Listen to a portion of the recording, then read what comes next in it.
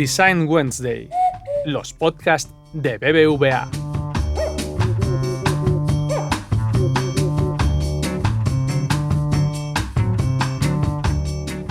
Como os imaginaréis, el acto de diseñar se lleva realizando durante toda la historia en sus distintas variantes. Pero no es hasta el año 1919, o sea, hace nada, cuando surge el oficio de diseñador, con la apertura de la escuela de la Bauhaus. Parece una tontería, pero normalmente es necesario ponerle nombre a las cosas para organizarse alrededor de ellas, para empoderarlas y para que sigan evolucionando. Y eso pasó también con el diseño. Poco más de un siglo después, el panorama ha cambiado bastante. Si llevas un tiempo escuchando el podcast, ya estarás harta de escuchar que el diseño no es solo hacer sillas o un cartel chulísimo. Estamos ya muy lejos de la visión romántica de ese diseñador que está aislado, creando algo. Tampoco somos solo un instrumento para llegar a algo tangible, y ya no es solo lo bonito.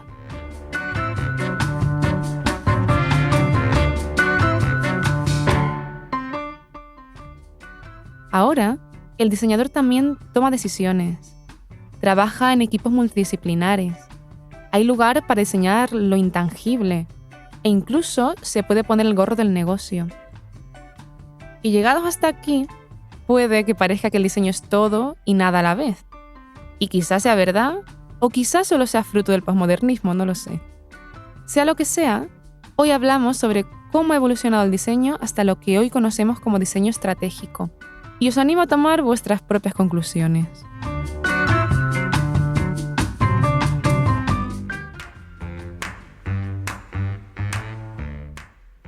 Bienvenidos a un nuevo episodio de Design Wednesday en podcast.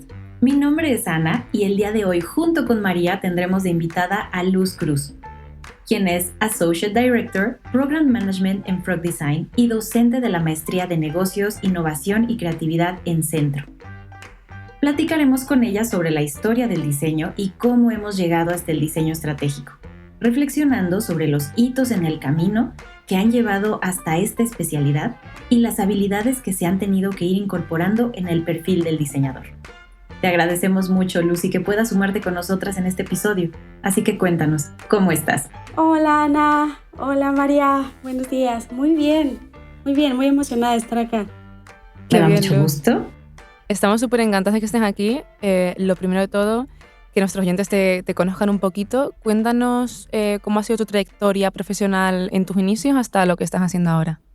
Claro. Yo estudié diseño industrial y justo en las últimas materias de la carrera, ¿sabes? Como que estaba empezando a tener, y creo que a muchos diseñadores nos pasa, como estos problemas de identidad de diseñador de, bueno, ¿qué quiero hacer? ¿No? Entonces ahí fue cuando empecé a escuchar muchísimo sobre design thinking, justo strategic design, y me voló la cabeza y dije, yo me quiero dedicar a esto. Entonces busqué a mi profesora de diseño estratégico y le dije, oye, me quiero dedicar a esto, ¿cómo empiezo? Y me dijo, bueno, puedes trabajar conmigo y ser mi asistente. Entonces, nada, en ese entonces empecé desde tomando minutas, acompañándola a un montón de juntas, y a mí me maravillaba ver cómo, ¿saben? Como todas estas herramientas que había visto como diseñador industrial, ella las estaba aplicando, pero para un mundo completamente intangible, ¿no? Entonces, y en ese entonces ella estaba trabajando muchísimo con emprendedores sociales y me encantó cómo poder conectar, ¿no? Todas estas herramientas y puntos de vista para hacer cosas que en ese momento eran muy alineadas al impacto social. Y de pronto me topo en un evento a un grupo de justo emprendedores que estaban montando una consultora de innovación social. Y entonces para ese entonces yo ya había entendido el mundo de la innovación social, cómo estaban haciendo en México. Estamos hablando como del 2011 por ahí, 12. Y luego como pues también había gente que estaba aplicando estas herramientas de diseño estratégico. Entonces me emocionó muchísimo la oportunidad. Empecé a trabajar con ellos y nos hicimos socios. Y ahí estuve en Círculo, una consultora de innovación social, 8 años. Y ahí tuve de todo lo que se puedan imaginar. Okay. Y ya mi último año ahí estuve como directora de People y me encantó, o sea, porque ya fue este momento en donde para mí fue un momento eureka de pensar, claro, como estrategas nos enfocamos muchísimo en diseñar hacia afuera, ¿sabes? Hacia nuestros clientes, hacia los usuarios que vamos conociendo, pero muy poco hacia nuestros equipos. Entonces, todo lo que había armado de producto y servicio, pues lo traje más bien hacia el back de Círculo. Entonces empezamos a diseñar políticas, ¿no? Para el equipo, cómo íbamos a reclutar, cómo iba a ser el sistema de compensaciones, cómo íbamos a, de pronto, sobre todo temas de cultura.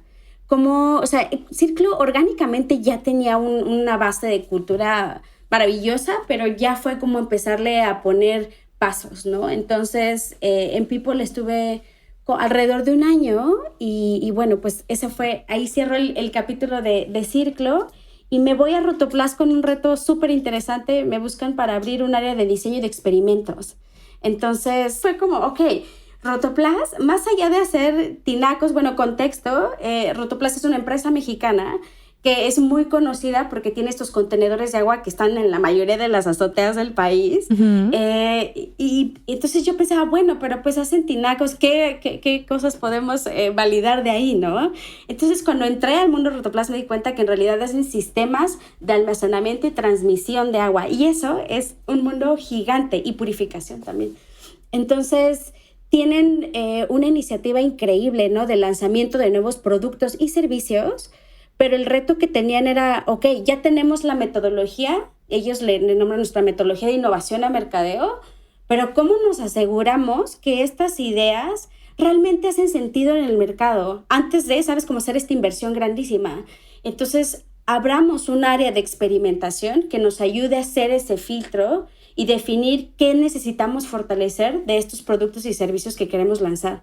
Entonces, nada, fue una aventura súper interesante y después de Rotoplas salto un poco al mundo de la academia. Entonces, me enfoco por un año más o menos a estar trabajando mucho en programas de maestría. También me tocó dirigir un programa como preuniversitario que justo hablábamos mucho temas de innovación, pero para estos jóvenes que están a punto de entrar a la universidad o incluso que deciden hacer dropout o un año sabático. Entonces también fue muy interesante.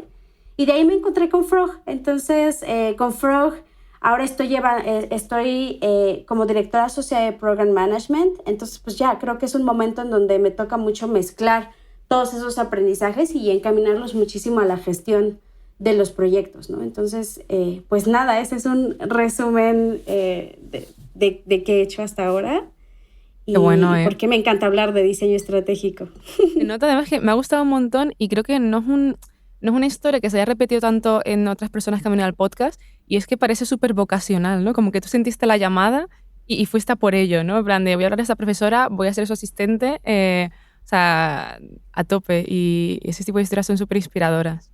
El episodio de hoy es bastante más didáctico que en otras ocasiones, y aunque el diseño estratégico es un tema que seguro que muchos de los oyentes que tenemos ya lo controlan perfectamente, yo me he dado cuenta, no sé si te parece igual, de que es un concepto que a mucha gente le cuesta materializar y dependiendo un poco como de a quién le preguntes se tienen ideas muy distintas, ¿no? Así que quería comenzar un poco el episodio introduciendo brevemente qué es la estrategia, que sé que parece como algo súper básico.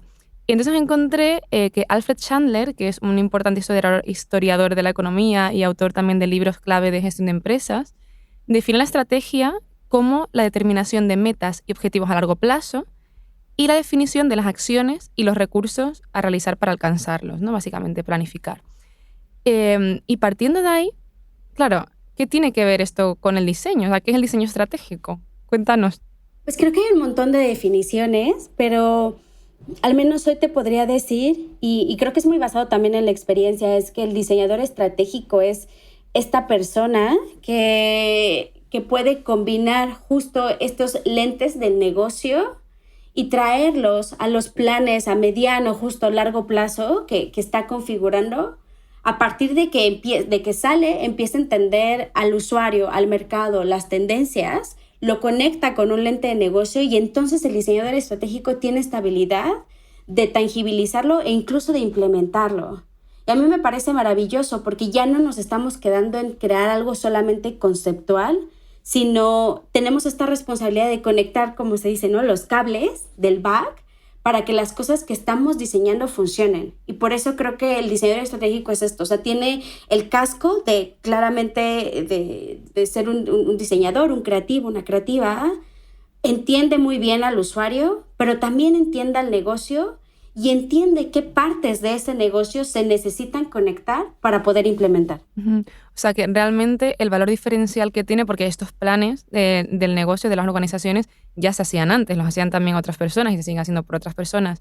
O sea, que el valor diferencial que incluye el diseñador dirías que es la visión del usuario, es introducir esa visión del usuario o de los clientes. Sí, totalmente. O sea, creo que es esta visión de cómo entiendo necesidades, las sintetizo y las convierto en oportunidades.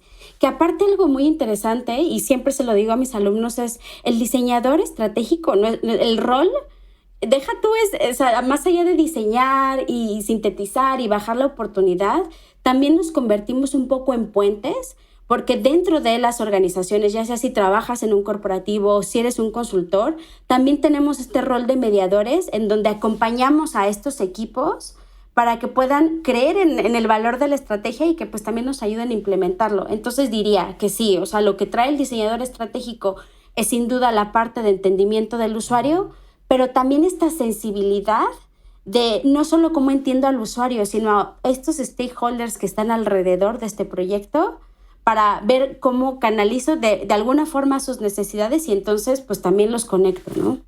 Y relacionado con esto, en el sector, o sea, esto además lo hemos hablado un montón en el podcast porque no pasa solo con el diseñador estratégico, pero hay un montón de títulos y de roles que se confunden, ¿no?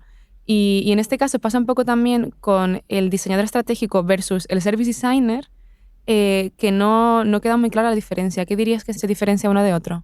Creo que el service designer, o al menos, por ejemplo, lo que he visto en Frog, es el diseñador estratégico tiene mucho el lente del negocio e incluso hay perfiles que son muy quantis, ¿no? Y entonces analizan la data y le dan input al diseñador de servicios, ¿no? Se hace como una relación que se va alimentando. Entonces, el diseñador estratégico tiene estos hallazgos y le da input al diseñador de servicios para que lo aterrice y entonces lo empieza a tangibilizar en la experiencia end-to-end.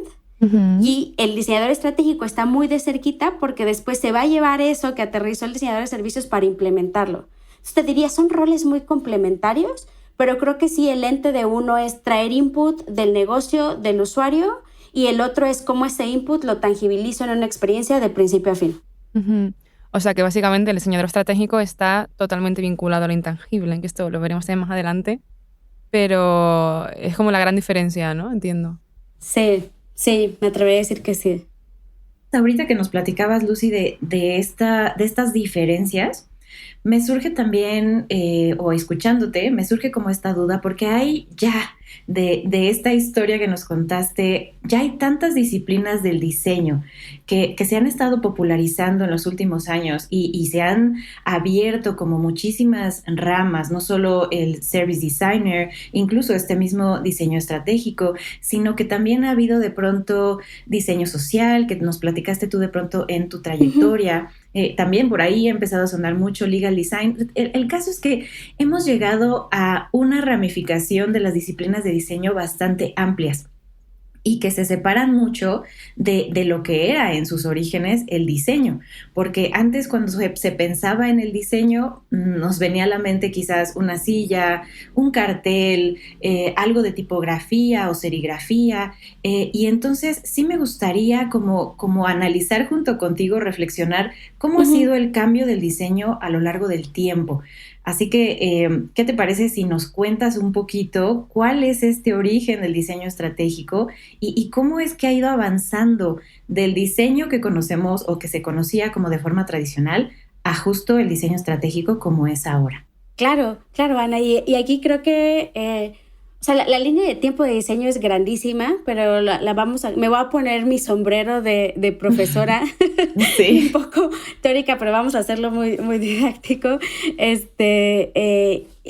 Como les decía, o sea, la línea de tiempo del diseño es grandísima, pero yo creo que fue a partir como de los mediados de los 50s, que empiezan a pasar cosas muy interesantes, y les voy a contar un poquito. O sea, en el 56 hay un autor que es Buckminster Fuller, espero haber dicho bien el nombre, y lo que me llama la atención de ese momento de la historia de diseño es que él tiene una materia en el MIT que se llama Comprehensive Anticipatory Design.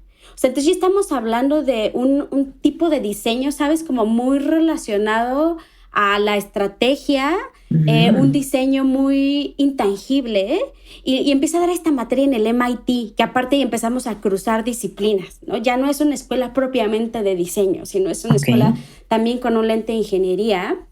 Y este profesor tenía esta teoría de que al final es que los diseñadores eran esta mezcla entre sí un artista, pero también un inventor, un mecánico, ¿sabes? O sea, debíamos tener como diferentes sombreros para entonces nombrarnos diseñadores. Y eso a mí me parece muy interesante y creo que ahí se empieza a moldear un poco esta transformación del diseño. Y en los 60s pasa una cosa que hoy muchos y muchas seguimos utilizando, y es que nace una disciplina, ¿no? Que se llama Cooperative Design. Entonces el Cooperative Design lo que empieza a hacer es que cambia el rol del diseñador, y entonces el diseñador, en vez de ser un creador, ¿sabes? Como que entrega el resultado, el diseñador, y esta hipótesis era que el diseñador era un facilitador en realidad y era un guía. Y entonces nace un poco de la hipótesis de que las y los usuarios tenían una voz y eran creativos y creativas. Solamente había que conectar, ¿no? Estas necesidades. Entonces aquí creo que ya empieza como a resonarnos un poco porque es algo de lo que hacemos hoy. Y ahí empiezan a nacer herramientas como Future Circles, Organizational Games, Ethnographic Field Research, que son, de nuevo, o sea, cosas que hoy utilizamos. Y entonces... Por favor, Lucy, perdona, no te quería interrumpir, pero... no, adelante. Como, de esos conceptos en concreto que has dicho, ¿tienes algún libro así clave de ese momento? O sea, de los 60. No tengo un libro de ese momento, pero sí hay uno que refleja muy bien todo ese movimiento, que es el de Convivial Toolbox. O sea, al final, este movimiento de Cooperative Design en los 80 se retoma y se retoma como justo Participatory Design, y después digamos como principios de los 2000, finales de los 90, hay una profesora me parece que este sí es un dato que tendríamos que corroborar, pero creo que es una profesora de TU Delft. Es una autora que se llama Lee Sanders, y ella retoma todo este enfoque de Cooperative Design, Participatory Design, y dice es que en realidad es algo que necesita seguir vigente, y escribe este libro que se llama Convivial Toolbox junto con otros autores, y es una guía de Generative Research. Entonces tiene como el paso a paso y de cómo encaminar un research, pero con un enfoque generativo, ¿no? Bueno. Súper. Y entonces así, Lucy, o sea, ¿es como se llega eventualmente al diseño estratégico? Sí, o sea, porque entonces imagínate que en los 60s está todo este movimiento del Cooperative Design, y luego en los 70s entra otro autor que se llama Victor Papanek, y entonces él dice, necesitamos dejar de crear objetos y estructuras vacías y empezar a pensar más en el medio ambiente, en el impacto social. Entonces empieza a traer otro tipo de herramientas al diseño para poderlo complementar. Y en el 72 nace este término que seguramente muchas y muchos nos hemos cruzado en el camino, que es Wicked Problems, ¿no? Claro. Que son estos problemas complejos que necesitan un enfoque mucho más holístico para resolverse, y entonces lo adoptamos en la disciplina de diseño y nos ponemos esta etiquetita de, oye, pues nosotros como diseñadores, ya con todas estas herramientas que vamos conectando a la disciplina, podemos resolver esos problemas complejos, ¿no? O al menos entenderlos. Entonces, pues, nada, así es como que a través del tiempo vamos agregando nuevos marcos y herramientas a la disciplina de diseño. En el 91 ya es el boom, porque nace IDEO, ¿no? Y entonces ya se tangibiliza y digamos como que se empaqueta todo esto que desde los 60s, desde los 50s, estaba complementando las disciplinas de diseño. Y más allá del nacimiento de IDEO, hay una diseñadora, estratega, que en esa época se llama Jane Fulton, y ella en realidad es una psicóloga que empieza a trabajar para IDEO, y ahí me parece también otro punto importante, porque entonces empezamos a recibir en la disciplina del diseño a no diseñadores, pero que tienen otro mindset, otra visión de las cosas que pueden complementar, ¿no? Y entonces Jane Fulton lo que hace es que todas las herramientas que ustedes ven, o una gran parte de las herramientas de IDEO, de los toolbox, especialmente en la parte de research, ella las armó. Ok. Me encanta este punto, perdona, me encanta este punto porque me da como la sensación de que ese empaquetamiento del diseño ya es como generar formas para venderlo fácilmente, ¿no? Es como que el diseño empieza a meterse en la vida del negocio de una manera distinta, ¿no? De una manera como más influyente. Y luego también, con lo que has contado Jane Fulton, también me empieza a cambiar el estereotipo de diseñador, ¿no? De alguna manera. 100%. 100%. O sea, ella decía, al final, las herramientas de research nos van a ayudar para poder diseñar servicios, ambientes, sistemas, organizaciones. Entonces, también el espectro de diseño se empieza a abrir. Y como a mediados de los 2000, muy a principios, también nace, por ejemplo, Think Public, que es una consultora de diseño de políticas públicas. Entonces, ahí, para mí, el diseño ahí da otro salto importante, y la creadora es Débora Esbeco, espero también haber dicho bien, y ella funda Think Public a los 23 años, imagínense. Entonces también estamos teniendo estos diseñadores mucho más jóvenes que ya están conectando todos estos puntos, y ahí, y lo menciono porque, bueno, con Jane Fulton teníamos ya un lente muy, muy clavado como al research, y ella empieza a hablar de diseño de sistemas, de diseño de ambientes, de diseño de servicios.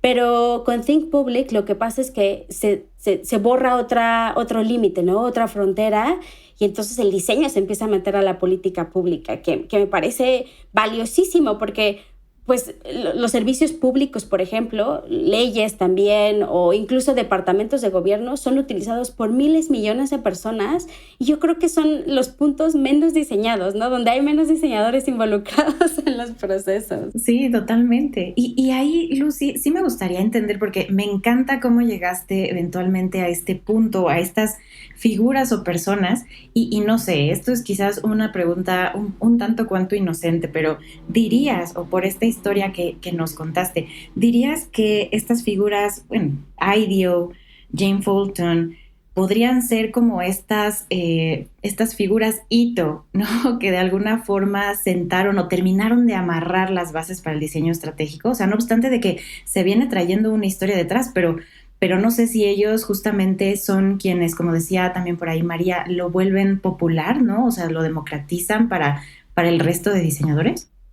Sí, 100%, porque a partir, por ejemplo, de que estas personas empiezan a documentar, empieza a haber un movimiento interesantísimo de toolbox, por ejemplo, ¿no? Entonces empieza a abrirse el universo, y ya no es que existan libros súper complejos que hablaban de la metodología, sino lo empiezan a sintetizar en toolbox de 6 pasos de diseño, ¿no? Que al final, o sea, creo que es un arma de doble filo, porque se súper simplificó un proceso que en realidad en la implementación es mucho más complejo, pero por otro lado, como tú dices, Ana, también se democratizó y se abrió para que, no sé, un ingeniero dentro de un corporativo, por ejemplo, pudiera entender que pues ese método científico, ¿no? Que es realmente...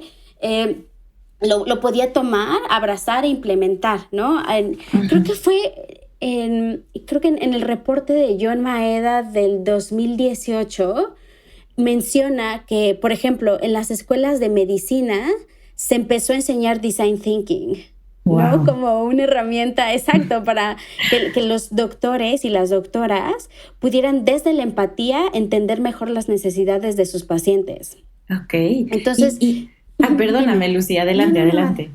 No, entonces, o sea, creo que el que le hayan puesto un nombre, ¿no? Design Thinking o Toolbox, o que, ¿sabes? Como que se empezara a simplificar, como tú decías, Ana, o sea, ayudó a que se pudiera democratizar y llegar a más personas. Y sí, entonces, claro. Esa ola, a pesar de que ya existía mucho trabajo detrás, ¿no? De décadas, ayudó a que, digamos, que el diseño se hiciera pop, pero la parte de diseño no tangible, que las personas lo pudieran entender y asimilar e integrar. Vale, yo quería hacer una pequeña pregunta ya, como estamos llegando ya al presente, ¿no? Te quedaste un poco como en los 2000. ¿Ha habido de los 2000 ahora, que al final han pasado 20 años, también algún punto de inflexión, algún hito, algún pionero que haya intentado cambiar eh, esta situación que está en el diseño? ¿O crees que no ha cambiado demasiado en los últimos 20 años? No, definitivamente ha habido otros movimientos importantes. O sea, por ejemplo, Service Design empieza a tomar mucha más relevancia. O sea, nace Service Design Network, por ejemplo, ¿no? En México nace Service Design México, ¿no? Que también como que empaqueta y empieza a compartir qué hace el diseño de servicios en la TAM, ¿no? También empiezan a nacer otras disciplinas, por ejemplo, Design Systems, que me parece súper interesante. Y ahí hay autoras, ¿no? Justo cuando en algún momento me tocó dar clase de Design Systems y estaba buscando algún autor o autora que sintetizara muy bien, y me encontré con Leila Akaroglu, ¿sí? Espero también haberlo dicho bien. Luego lo ponemos todas las referencias, no te preocupes. Sí. Y ella empieza a hablar muchísimo de diseño sistémico, tiene toolkits, libros, da un montón de charlas al respecto y tiene un programa educativo, por ejemplo, muy encaminado a diseño de sistemas. Entonces sí, claro, o sea, como que digamos como del 2010 para acá ha tomado mucha forma, y a mí algo que me parece muy emocionante es que también en la TAM empezamos a ver, ¿no?, movimientos interesantes. El otro día, por ejemplo, vi que había una comunidad muy fuerte de diseño de servicios en Perú, ¿no? Entonces creo que ya estamos empezando a conectar todas esas cosas que pasaron a principios de los 2000, se están implementando y están tomando relevancia, ¿no? O incluso el diseño en los negocios. Ya, para mí, creo que el cambio más importante es empezar a ver cuando corporativos ya abrían áreas de diseño, y que no eran áreas de diseño, como decías al principio, Ana, ¿no? Como enfocadas solamente a lo visual, a la marca, sino diseño estratégico y diseño conectado al negocio. O, por ejemplo, cuando PepsiCo en su momento abrió la vacante y tuvo su primer Chief Design Officer, eso también es un hito, porque el diseño ya está llegando al nivel de liderazgo top. Entonces eso significa que sí ya está en el ADN del negocio. Totalmente. ¿Y cuándo dirías que fue ese momento? Porque así a mí a la mente se me viene, por ejemplo, Apple, que es como de las primeras empresas que piensas que tienen así como un equipo súper potente de diseño, que son como súper design driven, ¿no? Pero ¿se te ocurre un poco el momento, los años en los que empezó a crearse esos equipos de diseño como tal? Sí, te diría que fue también mucho con el boom de las startups, que fue también, o sea, que fue 2010, 2009, donde empiezan a nacer muchas startups y a crecer mucho más rápido. Y es que empiezan a ser muy ágiles porque en sus equipos había equipos de desarrollo y equipos de diseño también, ¿no? Entonces vemos estas organizaciones, Uber, Airbnb, ¿no? O sea, por ejemplo, el otro día estaba leyendo, Airbnb desde el principio en su ADN tenía procesos de prototipado y validación, ¿no? Entonces, o sea, creo que con el nacimiento de todas estas pequeñas startups, que ahorita ya no son tan pequeñas, y entonces empiezan a validar que tener estos equipos multidisciplinarios súper ágiles les ayuda a llegar a mercados importantes y les ayuda a crecer muy rápido. Quería cerrar este bloque tan interesante preguntándote, Luz, por el momento presente, ¿no? Llegando ya a la situación actual, ¿crees que está ya sentado el diseño estratégico? O sea, en las empresas también, si hay comunidades de diseñadores organizadas, porque me parece súper interesante cómo comentabas ese momento en el que los diseñadores de ciertas disciplinas empezaron a organizar, ¿no? Como índice de la madurez de esas propias disciplinas, ¿no? Que me parece súper interesante. ¿Qué opinas? ¿En dónde estamos ahora? Creo que no está sentado, y te diría por qué. Porque ya demostramos el valor en las organizaciones, pero creo que el siguiente paso es seguir, digamos, como comunicando y tangibilizando el impacto del diseño. Entonces ahí es cuando los diseñadores vamos a tener que tener otro sombrero, que va a ser el sombrero de las finanzas, de la data cuantitativa. Entonces creo que ya de alguna forma podemos demostrar, ¿no? Como esto que les decía, pues con cuántos usuarios se quedan utilizando un servicio a través del NPS, por ejemplo. Uh-huh. Pero quizá hay otras métricas y otras formas de medir el diseño que o están haciendo o estamos empezando a implementar o todavía no existen, ¿no? Entonces, te diría, yo creo que el siguiente paso es que empecemos a clavarnos un poquito más en la parte del negocio. Y creo que la parte de sistemas también sigue, de diseño sistémico, sigue siendo algo que está continuamente cambiando y implementándose, ¿no? Entonces, creo que esas son dos cosas que veo que los próximos años van a seguir fortaleciéndose un montón. Qué bueno. Pues yo creo que vamos a pasar ya a la siguiente parte, que va a hablar un poco sobre algo muy importante, porque para hacer algo hay que aprender primero a hacerlo, ¿no? O sea que un factor muy relevante para el impulso de la disciplina es cómo se enseña. Entonces, ¿ha cambiado el currículo en diseño para adaptarse a la demanda de diseñadores estratégicos? Que entiendo que también ha aumentado mucho esa demanda últimamente, porque las empresas piden estos perfiles. Pero ¿a nivel académico se ha adaptado también? Sí y no, me atrevería a decir. O sea, creo que se están integrando nuevas materias, ¿no? A cómo se estaba, por ejemplo, cómo se estaba enseñando diseño industrial. O sea, cuando yo estudié diseño industrial, les decía, o sea, yo vi diseño estratégico hasta el final de la carrera. Entonces, lo que he estado notando es que muy al principio empiezan a meter estas materias, teorías del diseño, metodologías de diseño, diseño estratégico, para complementarlo, pero justo eso, se sigue viendo como un complemento. Es o eres diseñador industrial o eres diseñador estratégico, ¿no? Pero no se ve como que es una sola cosa. Y el tema, por ejemplo, del negocio, pues sigue siendo algo que yo creo que todavía no termina de conectarse al 100%, ¿no? Eso es en términos como de carrera universitaria. Y en términos de maestría, sí ya he visto, por ejemplo, hay maestrías en México que ya integran en su currículum diseño sistémico o diseño estratégico, diseño de servicios. Entonces, sí existe, ya se está sumando, pero creo que no hay todavía una carrera 100% que diga, o sea, tú vas a entrar a estudiar diseño estratégico, ¿no? Y vas a salir, y puedes salir con una especialidad de o impacto social o negocios o sistemas, por ejemplo. Creo que todavía eso no existe y me encantaría que fuera así, ¿no? Ya, no me extraña. Es que nos contabas el otro día que los diseñadores estratégicos que se reclutan, que no suelen venir directos de carreras o de máster de diseño estratégico por eso mismo, ¿no? Porque apenas hay todavía esas carreras, ¿vale? Pero yo que quería abrir un debate, y es que me da la sensación de que este rol en concreto requiere un conocimiento como de las organizaciones y también desarrollar una visión amplia del negocio que al menos yo he ido como adquiriendo bastante con el tiempo, pero bastante con la experiencia, y que tengo la sensación que va a ser difícil que alguien que acaba de entrar al mercado laboral lo tenga, ¿no? Entonces, no sé, ¿qué es lo que opinas sobre esto? Sí, o sea, yo sí creo que hay partes de estas nuevas disciplinas que solamente se aprenden haciéndolas, ¿no? O sea, el diseñador estratégico, lo que les decía, uno de los roles más importantes es convertirte en este puente entre los stakeholders, el cliente final, el usuario, y entonces eso lo aprendes ya estando en el momento, ¿no? Porque aparte recordemos que el proceso de diseño y las metodologías no son lineales.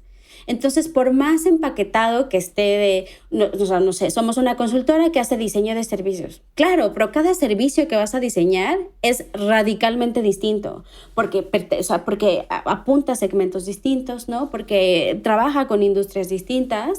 Entonces, pues solamente con la práctica es que empiezas a tener estos skills. Y por eso es tan difícil encontrar diseñadores que recién graduados puedan entrar a operar este tipo de cosas.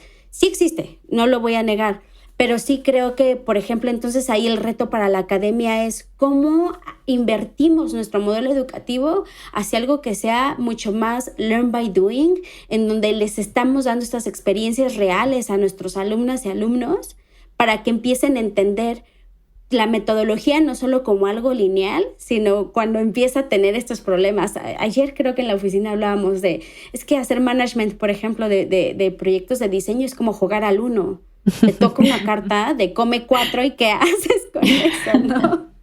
Aguantas. Y creo que sí. Entonces sí, o sea, creo que la educación tendría que encaminarse más hacia el learn by doing para que entonces podamos tener profesionales que en cuanto entren al mercado, pues tengan experiencias mucho más reales. O sea, yo tengo alumnos de la maestría que cuando les toca validar, me dicen, ay, sí, ya validé, hice una encuesta. No, ve con tu usuario, ármate una sesión de co-creación, ármate una validación a través de Facebook Ads, qué sé yo, ¿sabes? Y es como, ay, es que me va a llevar mucho tiempo. No, no te va a llevar tiempo, es que le tienes terror a confrontarte con el usuario, ¿no? Total. Entonces, pues creo que es eso, o sea, ¿cómo hacemos que nuestros estudiantes empiecen a enfrentarse en situaciones reales para que puedan llegar mucho más preparados a, pues ya al mundo corporativo o al mundo de consultoría o a los despachos de diseño? Yo solo quería hacer aquí como un pequeño, quizás como mini reflexión, porque de pronto con esto que tú decías, Lucy, me da la sensación de que este cambio que también mencionaba María de cara hacia el negocio, hacia las empresas, es como terminar de amarrar o de entender que el diseño no es un producto terminado, ¿no? O sea, no es un tangible. Diseño de pronto es un proceso. Y que siento que eso también lo tienen que aprender las personas que entran a estudiar diseño, porque justamente esto que tú les dices, oye, ve y diséñate este sistema, es como que diseñe qué cosa, cuando Sí. les quitas el tangible final, de pronto pareciera, o a lo mejor me quedo yo esa sensación, que sienten que no están haciendo diseño, pero en realidad el diseño es el proceso, sin importar que lo que sea que diseñes al final no sea tangible como una silla, ¿no? Vaya. Esto como el mago de Oz, ¿no? Lo importante es el camino y no el resultado. Exacto. 100%, 100%. O sea, al final el output puede variar, pero cómo justo gestionamos ese caminito, ¿no? Ese proceso eso es lo clave, eso es lo que te hace diseñador, ¿no? Porque si nos vamos a una definición muy primaria de qué hace un diseñador, es alguien que resuelve problemas. That's claro. it. Sí, totalmente. Y precisamente listo. Este cambio del mindset y de introducir un poco lo intangible, en tanto eso en el currículo, en la mente de los diseñadores, romper esa visión romántica que comentaba el otro día alguien de lo que es un diseñador. Tengo una duda, a lo mejor es una tontería, pero ¿crees que resulta la estética importante también para los diseñadores estratégicos en algún sentido o se relega totalmente a otros roles? No, creo que en algún momento sí retomamos esa relación con la estética y es en cómo presentamos los resultados, lo que les decía muy al principio. O sea, ahí es donde nos volvemos a reconectar. Porque nosotros, como diseñadores estratégicos, empezamos a navegar en un mundo gigante de data y le empezamos a sintetizar y a bajar en mapas, a usar matrices. Pero nuestro cliente, por ejemplo, imagínate que le estamos presentando a un corporativo, no le vamos a contar toda la historia ni todo el pool de insights que tenemos porque los vamos a perder en 2 segundos. Son personas de números que quieren los resultados. Entonces ahí el reto se vuelve de cómo me vuelvo un gran storyteller para contar muy bien la historia y cuáles son los highlights y de forma visual, cómo lo represento para que sea súper claro. Entonces creo que ahí es cuando nos volvemos a reconectar con la parte estética, ¿no? Y entonces empezamos a buscar maneras de tangibilizar de una forma muy clara y muy precisa los resultados de todo lo que hacemos. Uh-huh. Porque a veces queremos sacar nuestra pared de post-its y presentarla y mira, esto es oro, son los hallazgos. Y sí, eso es oro para nosotros en el back.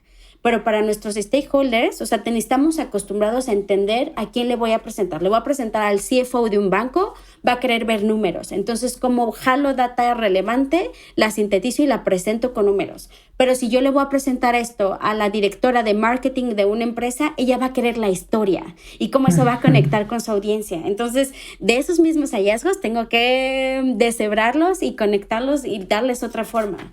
Entonces, creo que ahí es donde nos reconectamos, ¿no? Con la parte visual, sobre todo. Es que me parece súper básico porque, o sea, vender lo que hacemos ya es súper esencial para cualquier diseñador.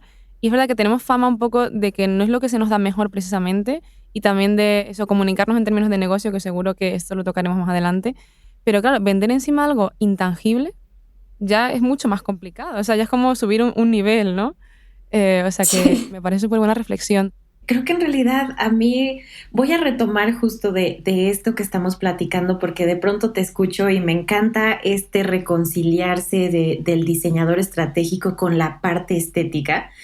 Y justo cuando tienes que decidir a qué audiencia le vas a hablar, entran en juego habilidades nuevas quizás que te permiten hacer uso de estos principios de diseño, pero que nuevamente no necesariamente se tienen que ver reflejados en algo tangible. Creo que aquí a mí sí, como que brevemente me gustaría entender cuáles podrían ser como estas nuevas habilidades que necesitan estos diseñadores y que me voy a adelantar, ¿no? Ahorita, Lucy, que nos des tu respuesta, pero yo en esto que escuché, de pronto manejo de datos o storytelling, me suena como que van por ahí, pero no sé si hay otro tipo de habilidades que sí o sí deban de estar ya como parte de estos diseñadores cuando llegan a este mundo de negocio.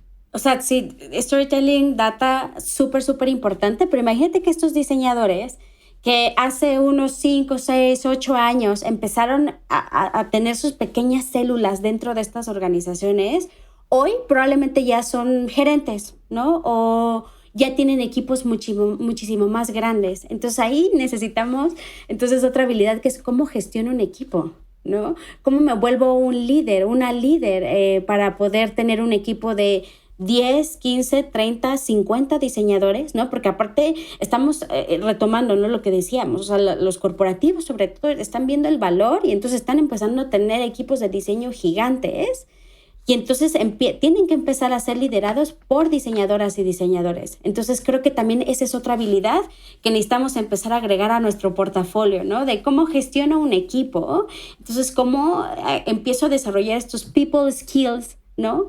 Para mantener a mi equipo. Creo que esa sería otra. Sí, que además ahí, y no sé, de pronto pueda parecer un reto para muchos que se dedican al diseño, que de pronto estamos acostumbrados, porque lo escuchaba también de alguien del equipo recientemente, decía, me gusta estar detrás de la computadora, ¿no? O sea, yo estudié diseño gráfico porque yo, lo dijo así, la idea era estar detrás del Photoshop. Dice que ya actualmente ya no es Photoshop, ¿no? Ya es Sketch, pero al final es estar detrás de la pantalla tú solo. Y ahora no, o sea, ahora justamente tienes que tener estas people skills, tienes que lidiar con personas, trabajo con equipo. O sea, no sé si tú en campo de docencia de pronto te has encontrado con alguna dificultad en cuanto que haya estudiantes que no tienen o que se resisten quizás un poquito a adquirir estas people skills. Sí, claro, o sea, tengo estudiantes que, como te decía, tienen terror de salir con el usuario y validar o cuando les toca presentar llegan con su board de Miro así de 2 terabytes de mil información y es como, no, acuérdate, síntesis.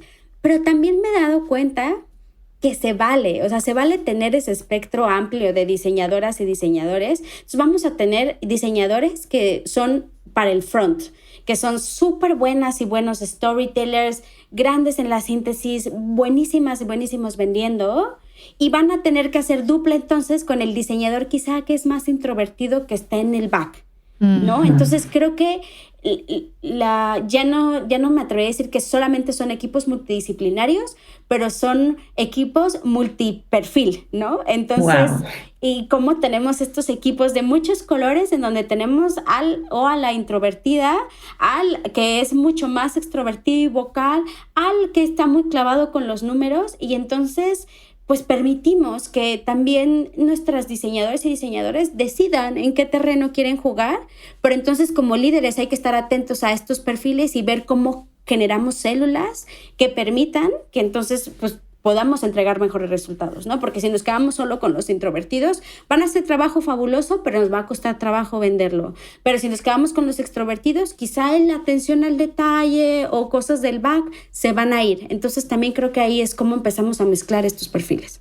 Total, ese match es súper importante, ¿no? Porque además cuando fuerzas a una persona a salirse de esa zona de confort y a lo mejor es que directamente es que no quiere salir de esa zona de confort y a lo mejor no es lo que debería hacer, a veces sí hay que hacerlo, pero hay veces que directamente dices, esto no es para mí, estás perdiendo un montón de potencial en otro tipo de tareas y de cuestiones que a lo mejor es fantástica, ¿no? Sí, totalmente. Sí, creo que ahí es la magia de empezar a gestionar, ¿no? O sea, como también esta sensibilidad la empiezo a aplicar para mis equipos, entender con quiénes estoy trabajando, o sea, quiénes son estas personas, cuáles son sus necesidades, qué metas, ¿no? Personales, profesionales tienen, y a partir de ahí entonces conectar. Pues nada, ya para terminarlo, te queremos hacer una serie de preguntas que hacemos a todos los invitados para conocerlos un poquito mejor, ¿vale? No hace falta que les des mucha vuelta, no hace falta que sea súper profundo, simplemente un poco lo que se te ocurra, y así nos quedamos un poco como una perspectiva de no solo Luz diseñadora, sino Luz también persona, ¿no? Que no son cosas separadas. Entonces, te quería preguntar, por un lado, ¿qué tema polémico no se está hablando en el sector y se debería hablar más? ¿Qué tema polémica nos está hablando? Pues inclusión, temas de raza, temas de género. Todavía lo tenemos un poquito atrás, y creo que estaría bueno ver cómo metemos los lentes de diseño para como poder, ¿sabes? Como, no sé, trabajar con estos retos que me parecen valiosísimos y súper importantes hoy en las organizaciones también. Uh-huh. ¿Y cuál ha sido, o sea, el contenido de diseño que estás escuchando o leyendo últimamente más? Puede ser una newsletter, un podcast, un libro. Encontré un podcast que creo que ya no hicieron más capítulos, pero se llama Work of Fiction, que es de Novel, y hacen análisis de películas, por ejemplo, Monsters, Inc., Devil Wears Prada, creo, de cómo, o sea, cómo estas películas que son muy pop, se verían si fueran una cultura organizacional. Entonces, justo como estoy tratando de entender mejor esta otra parte de gestión, ese podcast me encantó. Creo que ya no han hecho más, y aparte las hosts son justo 2 consultoras de Novel, entonces nada, me encanta. Eso es lo último que he escuchado. Qué bueno, suena súper guay, ¿eh? Y así por último, a no ser que Ana quiera hacerte alguna otra pregunta, ¿qué crees? No, adelante. Vale. ¿Qué crees que estarías haciendo si no fuera diseño? Estaría... Ay, ¿sabes qué? Esto va a ser muy, muy, muy extraño, pero a mí me encantan los boleros y la época, o sea, la música de los 50, 60, sobre todo la música mexicana. Entonces, nada, tendría una banda de mambo y cha-cha-cha. Me encanta. Sería la lead singer y deberías usaría hacerlo. plumas. Me encanta. Pues nada, realmente hasta aquí, Lucy, ha estado súper bien. Muchísimas gracias por acompañarnos hoy. La verdad es que ha sido un súper placer tenerte en el podcast. Y nada, pondremos todas las referencias que has contado, personas, libros, movimientos, todo lo que encontremos en la cajita de descripción, que vamos, yo me lo voy a apuntar todo porque me parece que me voy a tener que poner a estudiar bastante. Sí, creo que me hacen falta unas clasecitas, Lucy, contigo. No, cuando quieran, muy feliz. Y muchísimas gracias por invitarme, de verdad. Me emocionaba mucho platicar con ustedes. Gracias por abrir estos espacios. Siempre es bien valioso. Muchísimas gracias a ti, Lucy, también por tu tiempo y por participar con nosotras. Sí. No, ¿de qué? Y antes de irnos, quería agradecer y también despedir a Ana, que nos ha acompañado ya presentando el podcast en México durante, no sé exactamente, pero como un año. Y nada, o sea, mil gracias, Ana, por estos meses. La verdad es que hemos aprendido muchísimo contigo y es una pena que te vayas, pero bueno, todo tiene su momento. Oh, yo sé, yo también les agradezco muchísimo, gracias a ti, María, y al equipo del podcast. Efectivamente, ya vamos, me parece, no he hecho la cuenta oficial, pero sí creo que vamos ya para un año que estoy participando aquí en el podcast. Y como dices, todo tiene un ciclo, un principio y un fin, y la verdad es de que ha llegado el momento en el que yo pues dejé de participar en el podcast, pero darle la entrada a Fabiola Leiva, que ella va a ser ahora quien va a estar llevando los programas o compartiendo este espacio contigo, María, pero del lado del equipo de México. Genial, pues nada, damos la bienvenida a Fabiola, que además estuvo ya con nosotros en un episodio anterior. Y nada, estamos encantados de que te unas a la familia de Design Wednesday, Fabiola. Gracias, chicas, yo también estoy muy emocionada, me encantó escuchar esta plática, estuvo súper rica, Lucy, y pues bueno, ahora vamos a pasar del tras bambalinas, como decimos en México, a estar por acá compartiendo el micrófono contigo, María, y qué emoción. Qué bien.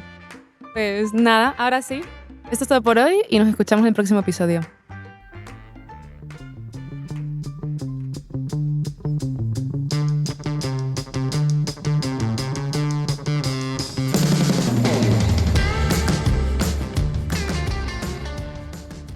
Recuerda que puedes suscribirte a todos los podcasts de BBVA en iVoox, Apple Podcast, Spotify y Google Podcast. Si tienes dudas, puedes contactarnos a través del correo electrónico bbvapodcast@bbva.com.